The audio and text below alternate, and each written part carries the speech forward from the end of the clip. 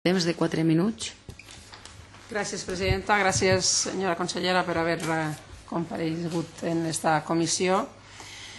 I bé, en efecte, crec que som totes conscients de la importància de dur a terme polítiques de prevenció eficaces, encara que, per desgràcia, hem d'acceptar que en un clima com el nostre els incendis formen part del nostre territori i és impossible acabar amb ells de forma permanent. Aleshores, enfront a aquesta realitat, a nosaltres ens preocupa, d'una banda, les polítiques que es posen en marxa per a reduir el nombre d'incendis i la seva intensitat, i d'altra banda conèixer també, per a nosaltres és molt important conèixer el cost que té l'extinció per justificar precisament les mesures de prevenció. En aquest sentit, nosaltres ja hem denunciat en diverses ocasions el fet que ens sembla una barbaritat que els efectius d'extinció no formen part dels cossos de la Generalitat Valenciana, s'externalitzen aquests serveis.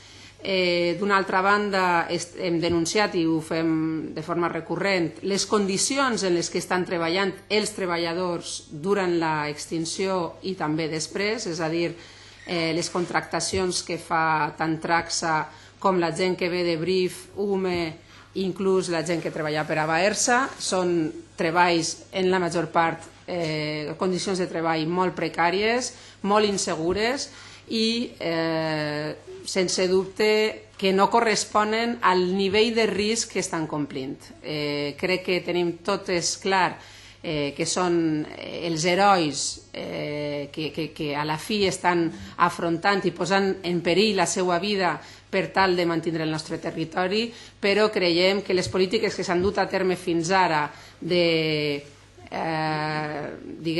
repagar a aquesta gent no corresponen al nivell de risc que estan posant.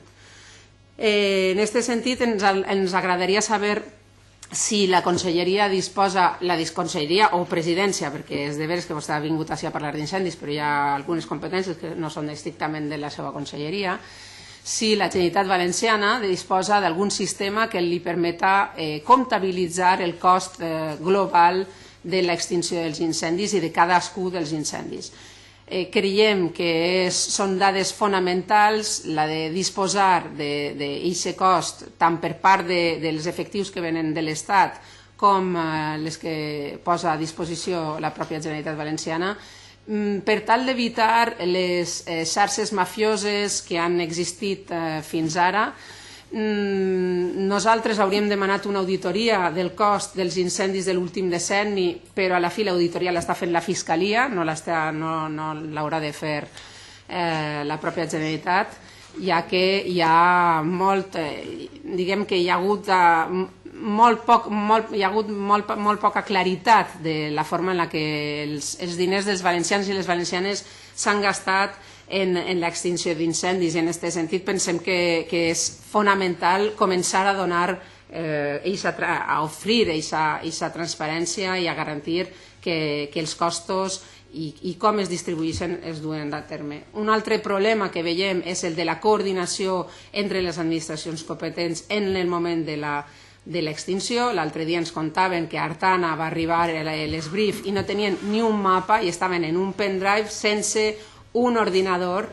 Aleshores, la realitat de com es duen a terme les extincions moltes voltes mostren deficiències de coordinació per part de totes les administracions competents, una cosa que esperem que la nova llei d'emergències